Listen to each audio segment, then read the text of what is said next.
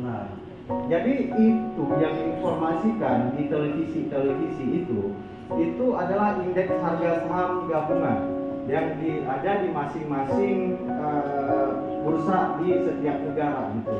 Yang fungsinya apa?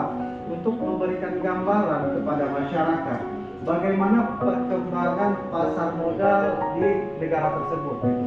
Nah, apakah indeksnya mengalami kenaikan atau juga penurunan gitu. Jadi semacam acuan bagi para pelaku di pasar modal dalam mengambil kebijakan juga teman-teman sekalian.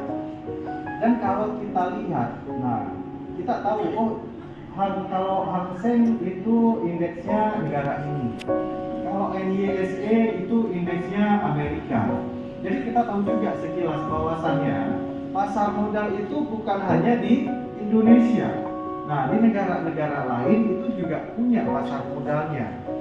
Kalau kita lihat nih teman-teman sekalian di layar, ini hampir setiap negara dengan status negara ekonomi berkembang dan juga negara maju itu memiliki pasar modal di dalamnya. Nah, ini kenapa?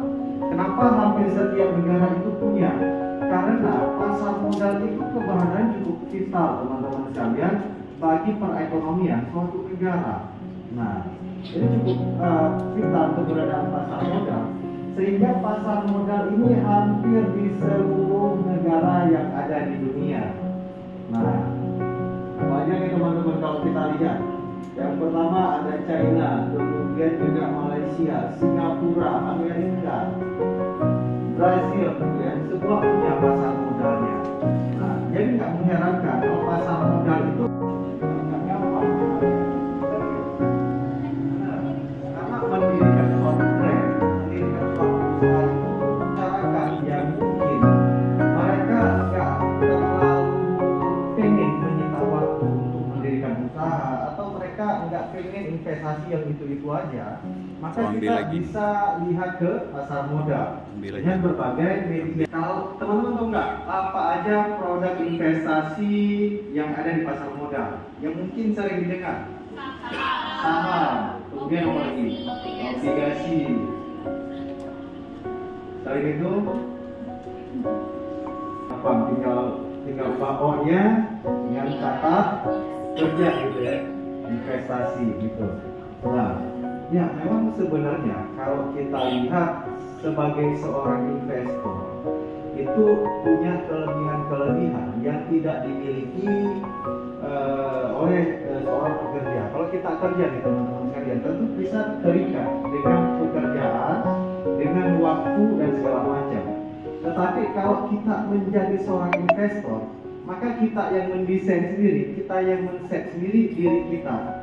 Nah, kita yang akan men-set sendiri diri kita tanpa kita harus terikat dengan langkah-langkah yang sudah ditetapkan oleh perusahaan atau institusi gitu. Nah, jadi bercerita tentang investor itu sangat fleksibel sekali. Nah, dia bisa beli kapanpun, dia bisa jual kapanpun, setelah beli mau melakukan usaha apapun juga silakan gitu. Nah, jadi sangat menarik sekali.